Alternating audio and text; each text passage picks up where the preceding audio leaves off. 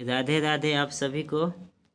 आज से हम लोग जो है यूनिट 2 चालू करेंगे, बिलियन, जिसको इंग्लिश में हम लोग क्या कहते हैं, सॉल्यूशन। ये वीडियो नंबर 1 है, ठीक है। तो चलिए हम लोग शुरू करते हैं। देखिए, अच्छा से हम लोग पढ़ेंगे, थ्योरी को समझेंगे तो चैप्टर जो है आसान लगने लगेगा, ठीक है। चलिए यहाँ पर देखिए, सबसे पहले नाम हम लोग बिलियन को परिभाषित करेंगे। देखिए, जो बिलियन है सॉल्यूशन क्या करे कि दो या दो से अधिक पदार्थों के समांगी मिश्रण को बिलियन कहते हैं, ठीक है। समांगी मिश्रण, समांगी का मतलब होता है समान मिश्रण। जैसे यहाँ पर लिखा हुआ है कि जल और नमक वायु में भी मिश्रण होता है, nitrogen, oxygen, carbon dioxide, N2O2, CO2। तो समान रूप से जो मिल जाता है उसको हम लोग क्या कहते हैं, समांगी मिश्रण करते हैं। और समांगी मिश्रण ही क्या कहलाता है, विलयन कहलाता है। एक होता है, देखिए मिश्रण दो प्रकार का होता है, एक समांगी होता है और एक विषमांगी होता है। तो विषमांगी में क्या होता है कि वो समान रूप से उसके कण जो होते हैं मिलते नहीं है। जैसे बालू और पानी है तो हम लोग को आँखी से दिखाई देने लगेगा बालू पानी, यानी कहने का मतलब है कि वो पूर्ण रूप से मिलते नहीं है। जबकि जो समांगी मिश्रण जो होता है, ये पानी और नमक जो होगा हम लोग उसको घोल देंगे तो नमक का जो कण होगा पानी में पूर्ण रूप से घुल जाएगा, उसको हम अपनी आंखों से नहीं देख सकते हैं। तो उस स्थिति में मिश्रण को हम लोग समांगी बोलेंगे। तो यहाँ पर परिभाषा में आया कि मिश्रण हम लोग जो है मिश्रण को देख कर हिसाब से चलेंगे तो समांगी मिश्रण को देखना है, ठीक है। तो यहाँ पर जो है ध्यान रहेगा आप लोग परिभाषा कि दो या दो से अधिक पदार्थों के समांगी मिश्रण को क्या कहा जाता है, विलयन कहा जाता है। जैसे में यहाँ पर जल है और नमक, ठीक है, ये दोनों मिला देंगे तो क्या प्राप्त हो जाएगा, विलयन प्राप्त होगा। वायु में भी मिश्रण होता है बहुत सा गैसों का, ठीक है। चलिए आगे बढ़ते हैं। देखिए आगे यहाँ पर है कि किसी विलयन में मुख्य रूप से दो घटक होते हैं। किसी विलयन में मुख्य रूप से कितने घटक होते हैं, दो होते हैं। पहला विलायक और दूसरा विलय। विलायक को अंग्रेजी में क्या कहा जाता है, सॉल्वेंट कहा जाता है। क्या कहता है, सॉल्वेंट, SOLVENT, सॉल्वेंट। यह अधिक मात्रा में होता है, क्या यहाँ लिखा हुआ है, यह अधिक मात्रा में होता है, यानी कि यह घोलने वाला होता है। मतलब यह किसी दूसरे पदार्थ को अपने अंदर क्या करता है, घोल देता है, तो इसको हम लोग कहेंगे घोलने वाला होता है। विलय को इंग्लिश में क्या कहता है, सैल्यूट कहा जाता है, SOLUT। यह कम मात्रा में होता है और यह घोलने वाला होता है। देखिए एक घोलने वाला है और एक घुलने वाला है, तो ध्यान रखिएगा, यहाँ शब्द पर ध्यान दीजिएगा। विलायक हम लोग किसको कहेंगे कि जिसकी मात्रा अधिक हो वो विलायक होता है, जिसकी मात्रा कम होता है वो क्या होता है, विलेय होता है। जिसे हम कहने का मतलब है कि मान के चलिए कि ये गिलास है, इस गिलास में इस तरह से मान लीजिए नमक या चीनी का जो है कण हो गया और इसमें जो है पानी है, ठीक है, और घोल दिए तो क्या प्राप्त हो गया, ये विलियन प्राप्त हुआ। क्या प्राप्त हुआ, विलियन, ठीक है, ये विलियन हमारा प्राप्त हुआ। तो इसमें जो नमक के जो कण होंगे या चीनी के जो कण होंगे उसको हम लोग विलेय कहते हैं और पानी को हम लोग क्या कहेंगे, विलायक कहेंगे। देखिए यहाँ पर जैसे में हम लिखे हैं कि जल व नमक के विलयन में जल अधिक मात्रा में होता है, अतः जल एक विलायक होगा, परंतु नमक कुछ कम मात्रा में होता है, अतः नमक का होगा, विलेय होगा, ठीक है। बात समझ में आ रहा है। पानी और नमक जिसे मिला दिए तो नमक को हम क्या कहेंगे, विलेय कहेंगे, यानी कम मात्रा में होता है, और विलायक जो होगा क्या होगा, अधिक मात्रा में होगा, ठीक है। आगे देखिए यहाँ पर नोट में बात ध्यान रखिएगा कि विलायक को हम लोग A से दर्शाएंगे, विलेय को B से दर्शाएंगे और विलयन को T से, यानी टोटल, यानी कि विलायक और विलयन मिल करके क्या बनेगा, विलायक और विलेय मिलकर क्या बनेगा, विलयन बनेगा, ठीक है। अब ध्यान से समझिएगा, यहाँ पर W एक संकेत है। W को हम लोग क्या कहते हैं, भार से दर्शाते हैं, वेट, ठीक है, W से। अब यहाँ पर देखिए, यहाँ पर जो है, देखिए इसके पहले इसको देख लेते हैं, इसको देखिए यहाँ पर जो है विलायक का भार, विलायक को भार को हम किसे दर्शाएंगे, WA से दर्शाएंगे। W क्या है, भार है, और A क्या है, A किसका संकेत है, विलायक को कहते हैं, तो विलायक का भार। अब यहाँ पर देखिए WB लिखा हुआ है, विलेय का भार क्या होता है, WB से दर्शाएंगे हम लोग। विलयन का भार किसे दर्शाएंगे, WT से, क्योंकि डब्ल्यू मतलब भार, टी मतलब विलयन, यानी विलयन का भार डब्ल्यू टी से, और जो डब्ल्यू टी होगा वो पूरा क्या हो जाएगा, विलायक के भार और विलेय के भार के योगफल के क्या होगा, बराबर हो जाएगा। अब देखिए विलायक का जो भार यहाँ आयतन होगा भी ए होगा, भी मतलब आयतन होता है, हमने ए लगा दिया है तो इसका मतलब क्या हो गया, विलायक का आयतन, ठीक है। और बी यहाँ पर बी लगा देंगे तो किसका मतलब क्या हो जाएगा, विलेय का आयतन भी बी। विलयन का आयतन को दर्शाएंगे तो हम लोग वी टी दर्शाएंगे, यानी कि वी ए का आयतन प्लस वी बी का आयतन, ठीक है। तो संकेत हम लोग अच्छा से समझ लेंगे तो जिसे न्यूमेरिकल बनाने में बहुत ही मदद मिलेगी। देखिए आगे जो है यहाँ पर, आगे जो है इसको हम लोग समझते हैं, घटक को समझ लेते हैं। देखिए घटक जिसको इंग्लिश में क्या बोलते हैं, कंपोनेंट, ठीक है।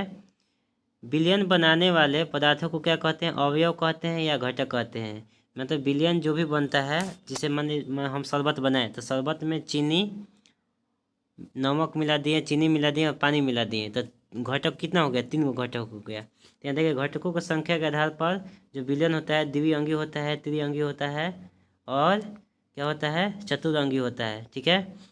इंग्लिश में हम बात करेंगे द्विअंगी तो बाइनरी सॉल्यूशन हम लोग कह सकते हैं, त्रिअंगी को ट्राइनरी सॉल्यूशन और चतुरंगी को क्वार्टरनरी सॉल्यूशन, ठीक है, क्वार्टरनरी सॉल्यूशन। देखिए यहाँ पर जो द्विअंगी होता है, द्विअंगी हम लोग किसको कहते हैं कि 2 पदार्थों का समांगी मिश्रण होता है। त्रिअंगी में यह 3 पदार्थों का या 3 घटकों का समांगी मिश्रण होता है, जबकि चतुरंगी में 4 घटकों का समांगी मिश्रण होता है, ठीक है। द्विअंगी पदार्थों में यहाँ पर जो जो द्विअंगी विलयन है तो 2 पदार्थों का समांगी मिश्रण, जैसे पानी और नमक या फिर पानी और चीनी हम लोग कह सकते हैं, 2 घटक होगा। त्रिअंगी में हम लोग पानी या नमक और चीनी तीनों ले सकते हैं, ठीक है। और चतुरंगी में हम लोग पानी नमक चीनी और में नींबू का रस घोर दीजिए तो 4 गो वहाँ पर घटक तैयार हो गया, जिसको हम लोग क्या कहेंगे, चतुरंगी कहेंगे। 4 घटकों का समांगी मिश्रण हो जाता है, ठीक है। आगे देखिए, आगे जो हम लोग का है यहाँ पर विलयनों के देखिए प्रकार, विलयनों के प्रकार। देखिए विलय विलय विलय को हम लोग ए से दर्शाएंगे, विलय को किसे दर्शाएंगे, सॉरी इसको हम लोग जो है बी से दर्शाएंगे विलय को, ठीक है। विलय को किसे दर्शाएंगे, ए से दर्शाएंगे, ठीक है। देखिए विलयन के जो प्रकार होता है ये 3 गो प्रकार हो जाता है, पहला गैसीय, दूसरा द्रव विलयन और तीसरा ठोस विलयन, और ये तीनों के 3-3 गो हो जाता है, ठीक है। यानी 9 गो विलयन का प्रकार यहाँ पर हो गया। तो किस आधार पर, तो विलयन में घटकों के आधार पर, ठीक है। देखिए यहाँ पर जो है ध्यान रखना है कि जो विलायक होगा तो गैसीय विलयन में जो विलायक होगा वो हमेशा गैस रहेगा, द्रव विलयन में जो विलायक होगा हमेशा क्या रहेगा, द्रव रहेगा, ठोस विलयन में जो विलायक होगा हमेशा क्या होगा, ठोस होगा, ठीक है।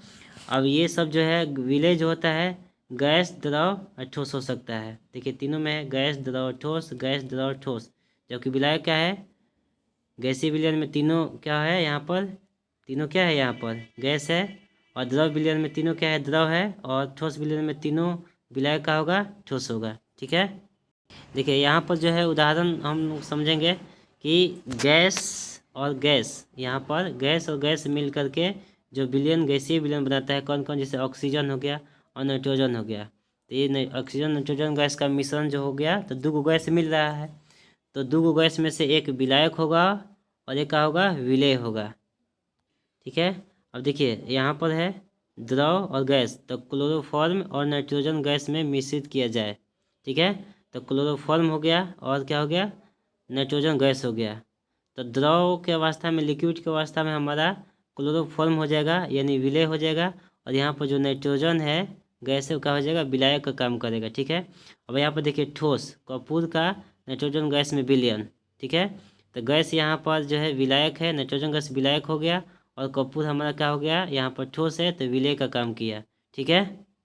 इस चीज़ को अच्छा समझ लीजिएगा। देखिए यहाँ पर जो आगे जो है द्रव विलयन में जो है गैस गैस और द्रव है, यानी अब हम जो एग्जाम्पल लेंगे यहाँ पर, तो एक का होगा विलायक होगा, द्रव के रूप में विलायक होगा, और विलय किस रूप में होगा, गैस रूप में। देखिए जल में घुली हुई ऑक्सीजन, जल में घुली हुई ऑक्सीजन, तो ऑक्सीजन हमारा क्या है, गैस है। अब यहाँ पर ऑक्सीजन किसका काम किया, विलय का काम किया, जल यहाँ हमारा क्या है, लिक्विड है, यानी द्रव है एक तरह से।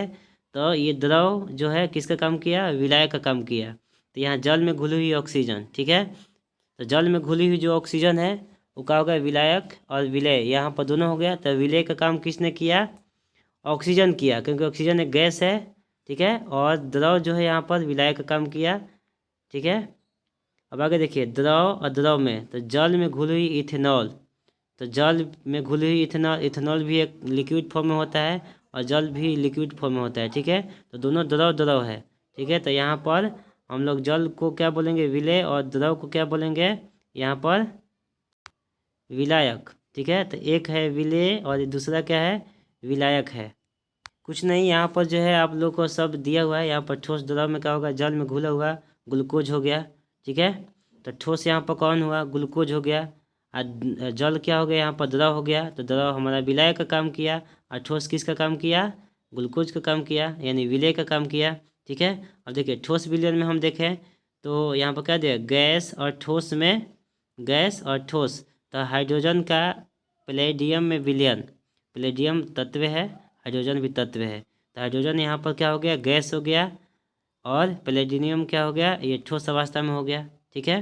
तो यहाँ पर पैलेडियम किसका काम कर रहा है, तो विलय का काम, और हाइड्रोजन किसका काम कर रहा है, तो विलय का काम, ठीक है। अब देखिए द्रव और ठोस में विलयन, तो पारे का सोडियम के साथ अमलगम, अमलगम का मतलब आप लोगों ने 9th या 10th में पढ़े होंगे कि जिस धातु के ऊपर पारा का लेप लगा दिया जाता है तो वहाँ अमलगम तैयार हो जाता है, ठीक है। या पारे के साथ किसी धातु का मिश्र होना, मिलना। यहाँ पर देखिए ठोस, ठोस से, तो ठोस ठोस में तांबे का सोना में विलयन, ठीक है। तो ये तांबा भी ठोस है और सोना भी ठोस है। तो एक होगा उसमें से विलय हो जाएगा, दूसरा का हो जाएगा, विलायक हो जाएगा। तो यहाँ पर विलय का काम कौन करेगा, सोना करेगा, ठीक है। और विलय का काम यहाँ पर किसने किया, विलय का काम तांबा किया, ठीक है। जबकि दोनों यहाँ पर ठोस है। तो एक बात जो है आप लोग अच्छा से उदाहरण समझ लेना है कि यहाँ पर क्या कर रहा है, ये विलयन के प्रकार हो गया किसके आधार पर, अवयवों के आधार पर, ठीक है, यानी घटक के आधार पर। देखिए 2 घटक है, एक जगह गैस गैस है, द्रव गैस है, ठोस गैस है, इसी तरह सब में है, ठीक है। मेन पॉइंट यहाँ पर यही ध्यान देना है कि गैसीय जब विलयन की बात करेगा तो विलायक जो होगा हमेशा का हो जाएगा, गैस होगा।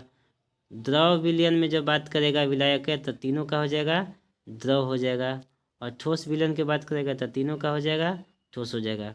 अब बाकी विलय आपको इसमें हो सकता है गैस, द्रव, ठोस, इसमें भी तीनों में। चलिए तो आज के लिए इतना ही। अब कल से हम लोग जो है भाग 2 पढ़ेंगे, ठीक है। अच्छा से एक बार 2 बार समझ लीजिएगा, ठीक है। जय श्री राम।